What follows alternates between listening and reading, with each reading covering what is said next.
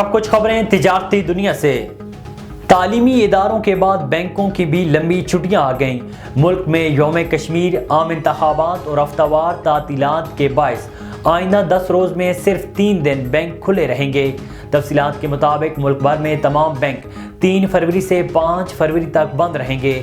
3 اور 4 فروری کو ہفتہ وار جبکہ 5 فروری کو یوم کشمیر کی عام تعطیل ہوگی۔ دوسری جانب 6 اور 7 فروری منگل بدھ کو بینک کھلیں گے، تاہم 8 فروری کو الیکشن ڈے پر پھر بینک بند ہوں گے۔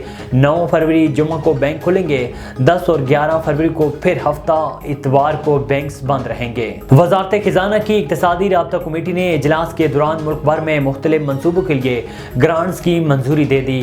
نگران وزیر خزانہ ڈاکٹر شمشاد اختر کی زیر صدارت ECC کا اجلاس منعقد ہوگا۔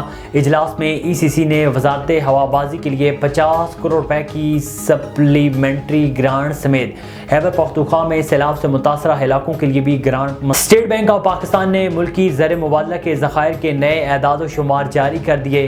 اسٹیٹ بینک آف پاکستان کے مطابق 26 جنوری کو ختم ہونے والے ہفتے میں ملکی زر مبادلہ کے ذخائر 7.89 کروڑ ڈالر کم ہوئے ہیں۔ کمی کے بعد ملک کی زر مبادلہ کے ذخائر 26 جنوری تک 13.26 ارب ڈالر رہے۔ اس کے علاوہ اسٹیٹ بینک کے زر مبادلہ ذخائر 5.4 کروڑ ڈالر کم ہو کر 8.21 ارب ڈالر رہے، جبکہ کمرشل بینکوں کے ذخائر 2.49 کروڑ ڈالر کم ہو کر 5.04 ارب ڈالر رہے۔